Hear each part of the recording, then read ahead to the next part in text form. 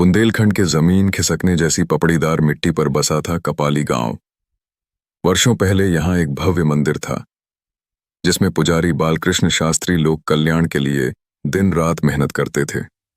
लेकिन अब वही मंदिर पत्थरों के टुकड़ों में बिखरा, बीज और झाड़ भाड़ से घिरा हुआ दिखता है। शाम के मध्यम धुंधलके में मंदिर की दरवाजे पर दरारें मानो ज्यों क्यों रूहों की चीखें छिपाए हों। पास के खेतों में काम करने वाले किसान उस रास्ते से बचकर निकल जाते हैं, क्योंकि कहते हैं जो भी मंदिर में घुसा कभी वापस नहीं लौटा, या फिर लौटकर पागलपन की हद तक डर का शिकार हुआ। बालकृष्ण शास्त्री का आगमन पहले बड़े उत्साह के साथ हुआ था। शास्त्री जी का चेहरा उज्ज्वल, हाथों में वंदना की झाड़ियां और एक शांत मुस्कान था जो उम्र दराज भी लगते हुए दिखती। गांव वालों ने सोचा इन्होंने मंदिर की शोभा वापस ले आएंगे। पर धीरे धीरे जब रात का अंधेरा मंदिर के आंगन में फैलने लगा तो शास्त्री जी की आदतें बदलने लगीं। पहली रात चंद परिवारों ने चांदनी में देखा कि शास्त्री जी चमकीली पीली रोशनी से घिरे मंडप में छुपकर अजीब सी नृत्य कर रहे थे। जब गांव वाले पूछने गए तो उन्होंने मुस्कुराकर कहा, भावोच्चारण का यह हिस्सा है जनाब, ध्यान रखो। लेकिन उसी रात्रि मंदिर के गर्भगृह से धीमी घंटियों की आवाज निकली, जैसे कोई मंत्रोच्चार कर रहा हो। आवाज सुनकर वृद्ध चाची माया देवी को बेचैनी हुई। यह मनोरथ की ध्वनि नहीं, काले चक्र की पुकार है। जब अगले दिन ग्रामीणों ने मंदिर का द्वार खोला, उन्हें गर्भगृह के कोने में एक नर्याश्रव अर्पित चादर मिली, एक मांसल बलि की निशानी। मंदिर के बर्तन बिखरे पड़े थे और मणिपत्रिका पर खून के जमे निशान थे। चाची माया देवी ने फुसफुसाकर कहा, इस पुजारी ने पूजनीय देवता का अपमान किया है, इसने काला यज्ञ शुरू कर दिया। अगली सुबह मंदिर की मुख्य द्वार पर खून की धाराएं दिखाई दीं। ग्रामीण सहम गए। पंचायत बुलाई गई, लेकिन कोई भी जिंदा हाथ शास्त्री जी को मंडप के बीचों बीच नहीं ढूंढ पाया। तीसरे दिन मंदिर के ऊपरी कक्ष की एक खुली खिड़की से एक अजीब सी बदबू बाहर छिटकने लगी थी। मांस की सड़ांध और रासायनिक धुएं का संगम।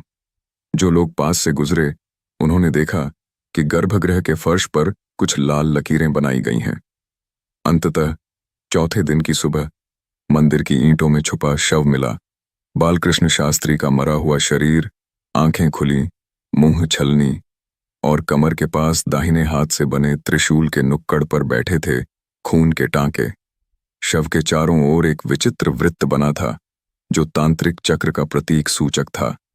पुलिस ने जांच तो की, पर किसी ने भी हत्या का जुर्म स्वीकार नहीं किया और सबने प्राकृतिक मृत्यु का ठप्पा मारा। हठात सिर दर्द की अचानक दर्दग्रस्तता से मृत्यु हुई होगी, मगर गांव में जानकर लोग मानने को तैयार नहीं थे।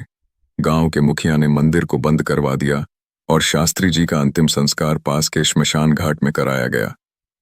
जिस दिन शव गया उसी शाम से गांव में अजीब घटनाएं शुरू हो गईं। मंदिर के गर्भगृह में रात में हल्की लाल रोशनी चमकती।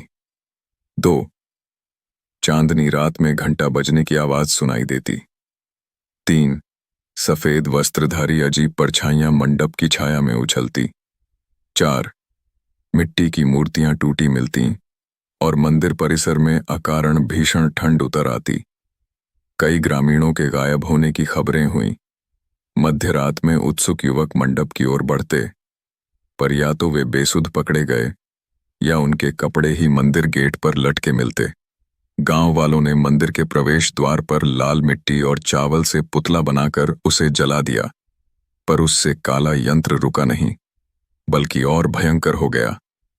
आरव ग्वालियर का रहने वाला एक 26 वर्षीय यूट्यूबर था, जिसकी लोकप्रियता उसके भूत प्रेत और रहस्यमयी स्थलों की खोजी वीडियोस के लिए थी।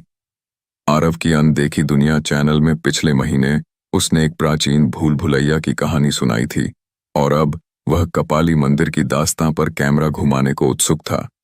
वह गांव पहुंचने से पहले ही इंटरनेट पर पढ़ चुका था कि कपाली मंदिर को 10 साल में न जाने कितनी आत्माओं ने कब्जा कर लिया।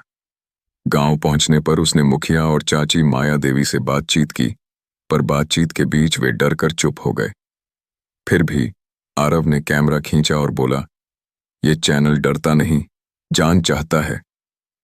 चाची ने कान में फुसफुसाया, संभल कर रहना बेटा, पुजारी की आत्मा अकेले नहीं। आरव ने शाम होते होते बैकपैक सेट किया और मंदिर की ओर निकल पड़ा। सामने पुरानी बनावट वाले लोहे का गेट बना था जिस पर बादल झिलमिलाते थे। उसने कैमरा ऑन किया। नमस्कार दोस्तों, आज हम हैं कपाली मंदिर की तह तक। कैमरा फोकस मंदिर की मूर्ति पर आया। काले पत्थर पर उकेरी गई काली देवी, जिसके एक हाथ में त्रिशूल और एक हाथ में कटोरा है। जैसे ही आरव ने देवी की ओर कैमरा घुमाया, घंटा बजने की धीमी आवाज गूंजने लगी। आरव की आंखों में जिज्ञासा चमकी, पर छाती उभरकर सांसें तेज हो गईं। जब वह मंदिर के अंदर गया, गेट अपने आप बंद हो गया। ताले से क्लिक की आवाज आई और मंदिर में अंधेरा छा गया। आरव ने टॉर्च ऑन की और सामने गर्भगृह का द्वार दिखा,